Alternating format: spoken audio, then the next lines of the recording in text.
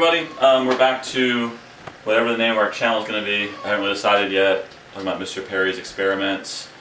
Today, Isaiah is not behind the camera because Isaiah is over there working on the first video, our wonderful soft pretzels. Keep in mind, none of these recipes are mine. I'm not that good of a cook. I just like copying stuff that tastes good. This is from Laura in the kitchen, and it is her dinner rolls. My wife, Sonia, who's behind the camera right now, she loves dinner rolls, and so I told her I was going to make these, and she was all about this. So that's what we're going to do today. So a couple things you need. We're going to need a cup of milk. I use whole milk because that's what we have. A third of a stick of unsalted butter.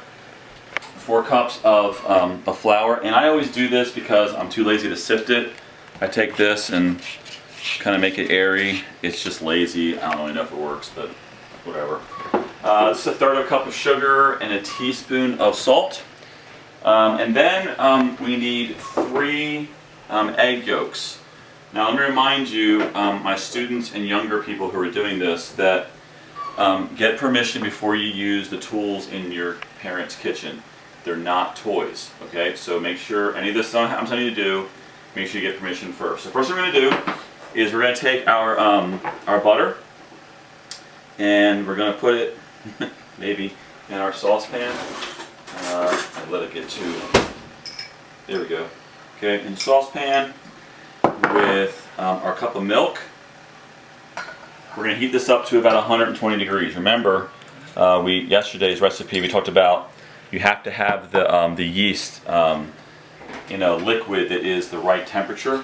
So we're going to have to measure this. Make sure you get a thermometer of some sort that helps you with measuring temperature. It has to be below 110, should be between 110 and 120 degrees.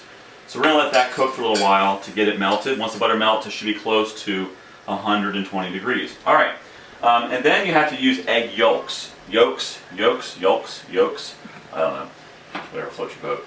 So here's what we're going to do. So here's a little trick on this. Sonia, you want to come over here so you can see this? I've only done 2 of these in my life, I think maybe 3. So we're going to crack this egg, and then we're going to just try to keep the yolk in by losing all of the clear stuff. The egg white. Right, the egg white. That's what she said. The egg white. And that's close enough. So now I've got 3 of the yolks, and we're good to go. So what we're going to do is we're going to let our milk and butter heat up. We'll come back and show you what to do next. Alright, my milk and butter mixture is about 110 degrees. Note to self, it gets hot really fast, and I had it bubble over and make a huge mess on my stove. That was exciting stuff. So what we're going to do is this now. We're going to pour this into my mixer, and then we're going to take our yeast packet. Remember, it's dry yeast. All right, and we're going to sprinkle this over the top of our milk and butter mixture. We're going to wait about 5 minutes, and I can already start to smell it, and then we'll come back to you and we will discuss what to do once that yeast rises. Remember, if the yeast does not rise, then your bread's not going to work. You have to have yeast that rises. So we'll come back once that starts to rise, and then we'll explain to you the next step. Alright, so I put the yeast into the milk and butter mixture. It didn't film up because I stirred it in. I think it's okay, it smells good. We'll find out in a little bit. So we're going to add now our sugar and our salt to this.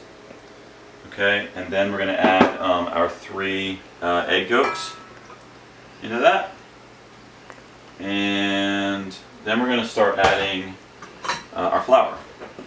4 cups-ish of flour. I've got 4 cups in the bowl. This is just a third of a cup of a scooper just because I wanted something else to do that with. We're going to put about half of it or so in there. It doesn't really matter. That's good for now. Put that in. And we're going to mix. Always start on low, otherwise you get a giant puff of flour in your face, and then your mom and dad won't like your kitchen being covered in flour. My wife, who's behind the camera, doesn't like that either, for some odd reason. So yeah, so if you'll notice here in the mixer, Sonia, come on now, catch up. There we go. On the side, you'll see that the flour kind of cakes up. Just gotta kind of push it down a little bit. Again, remember kids, if you're watching this, gotta have parents' permission before you do this. Don't just go in their kitchen and just start being crazy. Okay. All right, we're gonna. Ooh, I can smell the yeast now. Yes, it's wonderful. And we're gonna take some more. Drop it in there. I'm about to drop the rest of it in, but let me just make sure that's good. So we'll do that again. Again, on low first, so you don't get flour everywhere. That's good enough. Okay, and you'll see it begin to incorporate like this. Notice how the dough is starting to, you can't tell what's flour, what's dough. That's a good sign. Again, I'm just pushing it down with my spatula. Stay away from the dough hook. We'll be back in a minute. I'll show you when it's done. So my mixer's a little angry. So what I'm going to do is I got off the hook. It's just a little sticky still.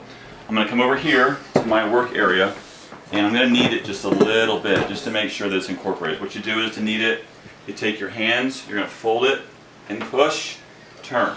Fold it, push, turn. And you just kind of do that. You can feel the dough texture change just a little bit as you do this. Get your work at it at the same time. Just push with your hands and turn it. And this is actually not too bad. I think it's going to be okay. My mixer, the bowl is just not staying in seat, and so it starts bouncing around when this dough gets tougher, which is a problem when you want your dough to be good. But it is what it is. You just do what you got to do. It's better than not having any mixer at all. So here's what we're going to do. That's going to be good enough, I think, for me. So I'm going to take my bowl. I've got a little bit of olive oil in here. I'm going to take the dough. I'm going to make it into a little ball so the seam is down.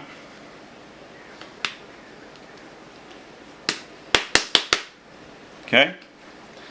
I'm gonna make it so that the olive oil is all over the dough. Make sure it's rubbed nice and good. I'm gonna grab a towel, get the oil off. Gonna grab. Now I have my light on in my oven. The oven is off. I'm gonna take Saran wrap and I'm gonna put it and seal it. I'm going to put this in the oven with just the light on. The light adds just enough warmth so that the dough can rise without cooking. I'm going to put this in the oven for about an hour, and hopefully when we come back we'll have some dough. That looks great. Alright, here is my dough. Didn't rise a ton. We'll see if this dough worked. It may not have. I need to go get the other yeast. It smells fantastic. So we'll see. I've never made this before. We'll just give this a shot, and we'll see what happens. So you're going to need a little flour for this. I don't know why Laura said so. So if Laura says it, I try to do it. Here's what we're going to do. We're going to put that there. And a little bit more flour and put it over the top.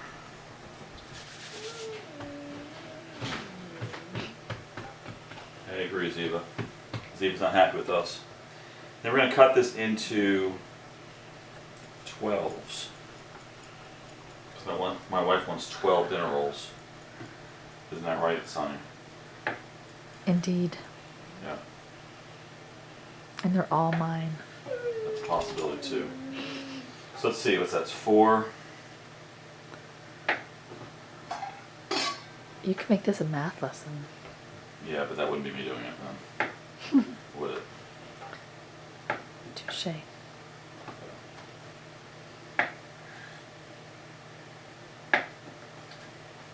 What's that? 1, 2, 3, 4, 5, 6, 7, 8.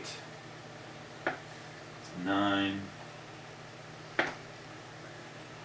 Lately I've only gotten 11 or everything. I'm not sure what I'm doing here. Alright, so these are the...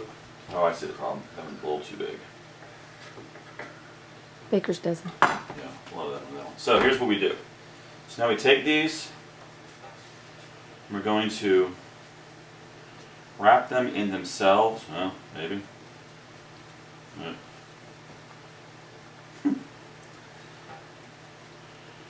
There we go. Like that. Boy, I'm struggling with these. Okay, this may be my first blooper one. These could be rough looking. Let's try one more. That's kind of rough.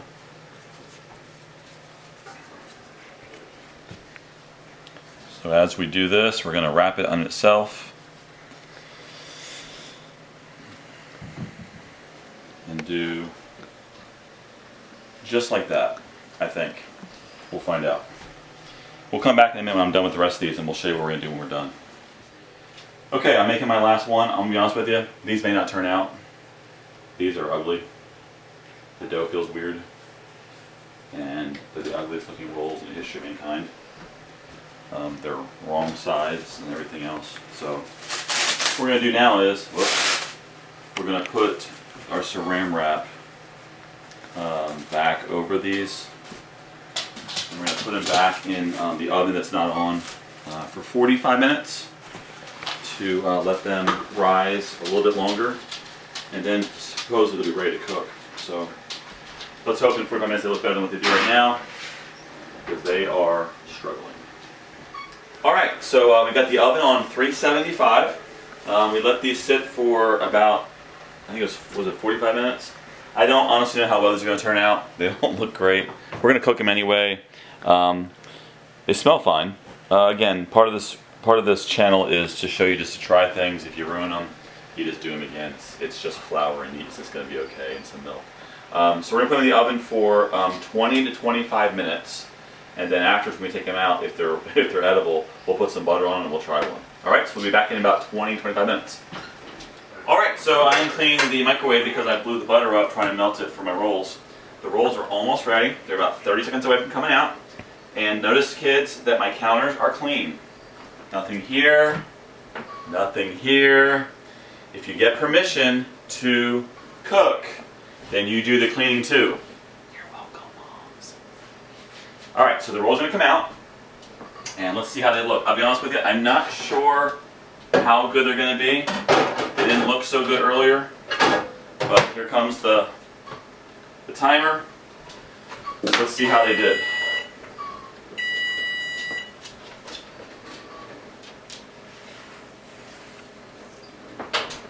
They look wonderful. So what we're going to do is we're going to take some butter, melted butter, and we're going to put them on there, and then we'll come back and we'll taste test them for you. We'll be right back.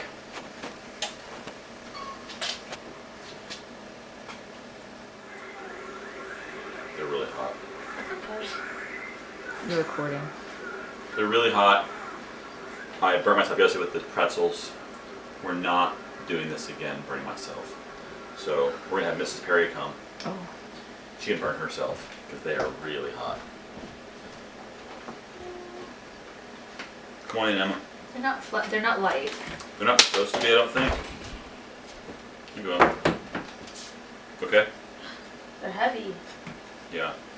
Could be the dough. It could be that I did them wrong. Ooh. Not bad. Huh. A little too done. Not bad. So, like any recipe, you have to try it more than once to get it good. They are a little on the heavy side. Mm-hmm. I might get rid of one of the egg yolks and do 3 whole eggs, make them a little lighter. But they're definitely doable. Mm-hmm. Again, 2.5 hours to make these. So look at them; they're not bad for the insides. Not bad at all. We'll see you next time.